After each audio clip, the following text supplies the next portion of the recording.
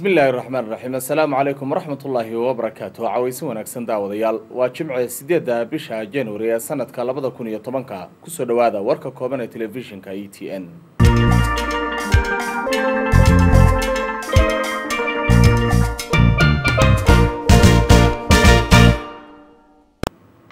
qaar ka mid ah odayaasha iyo xagaradka ku sugan degmada Balanballe ee gobolka Galgaduud ayaa waxa lagu soo waramayaa in ay cabasho u jeediyeen hay'adaha samafalka gaar ahaan kuwa ku shaqaleeya miina baarista iyagoo dhawaanahanba ay ku soo badanayeen qaraxyada ay sababaan waxyaalaha qarxa ee ku duugan dhulka hoostiisa Sultan Saciid Cali Maxamed oo ah sultan si weyn loo yaqaan deegaanada gobolka Sanaag ayaa wararka naga soo gaaray magaaladaasi Ceyrgaabo waxay sheegayaan in si diiran loogu soo dhaweeyay halkaasi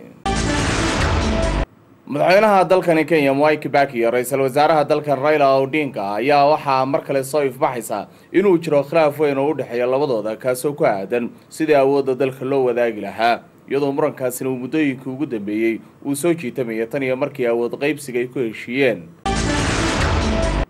magaalada Boosaaso xarunta gobolka Bari wararka naga soo gaaraya waxa ay sheegayaan in xulka kubadda cagta ee gobolka Bari hotelka Juba ku yaala bartamaha magaalada Boosaaso qada sharaf loogu sameeyay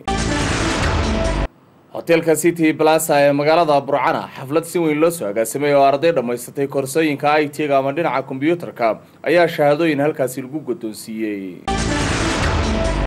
madaxweynaha dalka Mareykanka Barack Obama waxa uu amar ku bixiyay in si dhaqso ah looga bedelo dib loo eego habka ay u shaqeeyaan ciidamada sirdoonka dalkaasi Mareykanka oo aad moodid inay habacsanaan ku jirto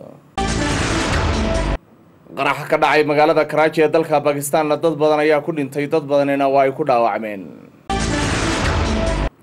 xukuumadda dalka Jamhuuriyadda Dimuqraadiga Koongara waxay amar ku bixisay in la samato bixiyo gargaar lala gaaro dadka iyagu ku sugan gobolada ay colaaduhu ku daba dheeraadeen warkii koobnaa ee telefishinka ETN oo dinjiraan halkan idinkaga soo jeedinayna daawadayaal intaas iyuu ku eegyahay warka oo dhameystiran iyo Cabdiraxmaan Xuseen Fure saacadaha soo socda ayaa daawan doontaane u diyaar garooba qaybaha kale ee barnaamijka